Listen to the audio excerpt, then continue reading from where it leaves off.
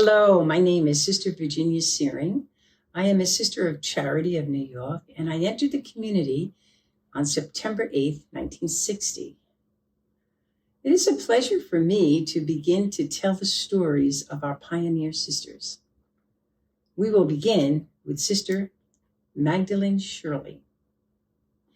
Ann Shirley came from an old Maryland family that traces its roots to the English settlement. Anne entered in 1817 and was known as Sister Magdalen. Records that make her a native of Baltimore and Margaret George's entry confirm one fact early on. Anne Shirley knew about the sisters. Born in 1801, she was 16 when she entered. Elizabeth Boyle was assistant mother and filling the post of mistress of novices, left vacant by Kitty Mullen's death. Simple and ingenious, this young girl of an old Catholic family joined the growing sisterhood and absorbed the spirit of the community from the frail founding mother, the discerning Elizabeth Boyle, the energetic Margaret George. Her religious life flowed serenely. She entered on April 16th. 3 months later, on July 22nd, 1817, she put on her habit and received her name.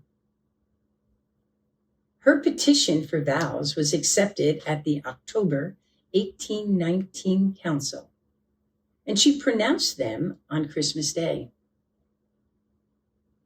She stayed at St. Joseph's briefly and was then missioned to Mount St. Mary's.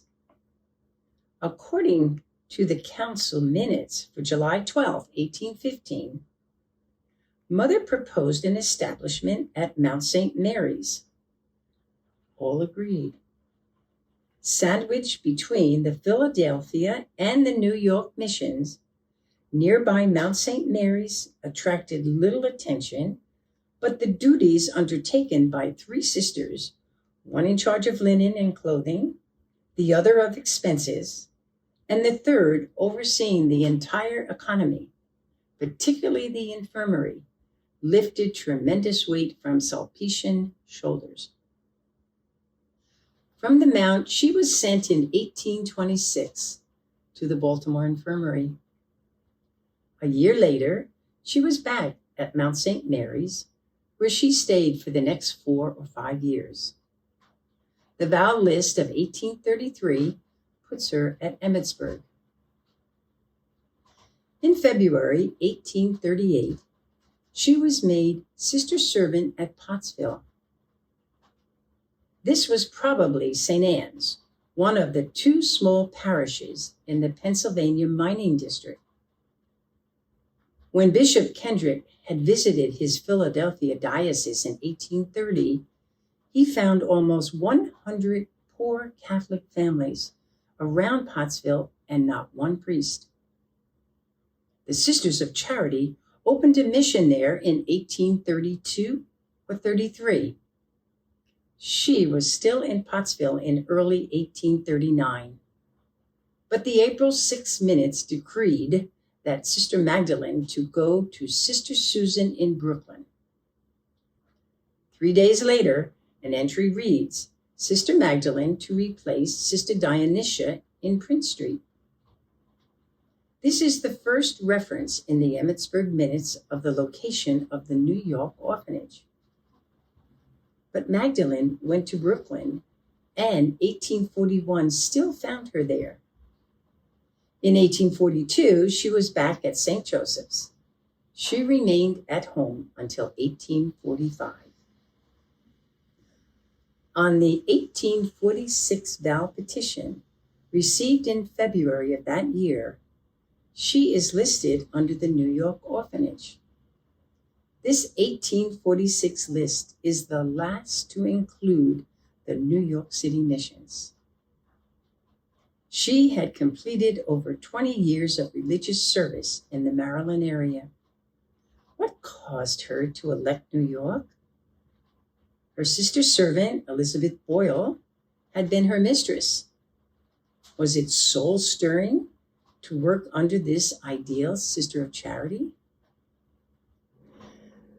As a native to America, was she overwhelmed by immigrant suffering? Did New York City captivate her? All we know with certainty is that December 31st, 1846, found her in the chapel of the orphanage, voting for a new administration.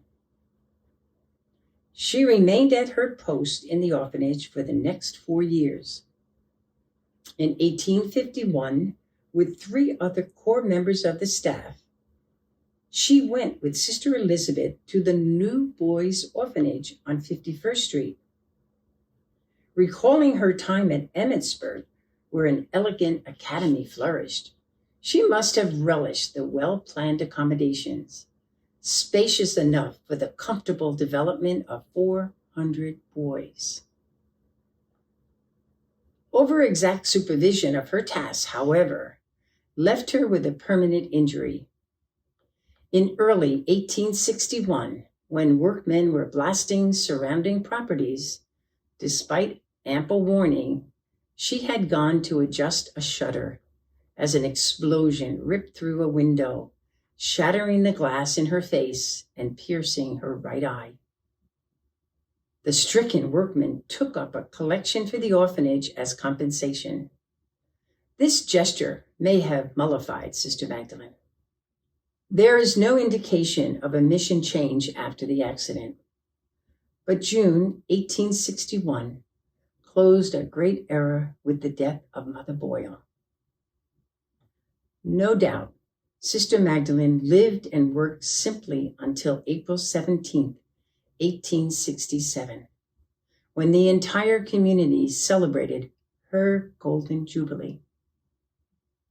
In priority, she was the oldest in the community and the only one who had personally known Mother Seton.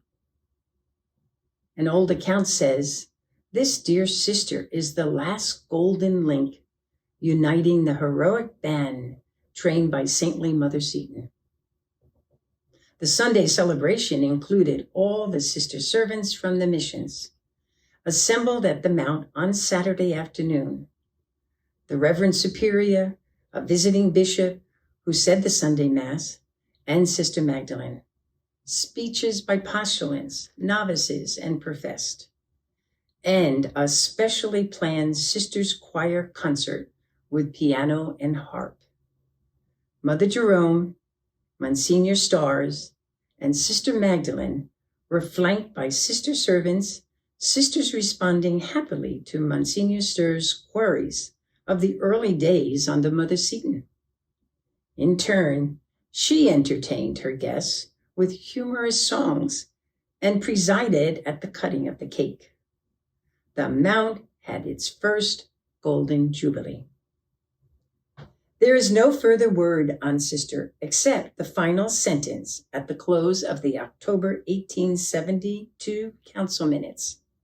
Sister Magdalen Shirley died at the Mother House on October 30th, 1872.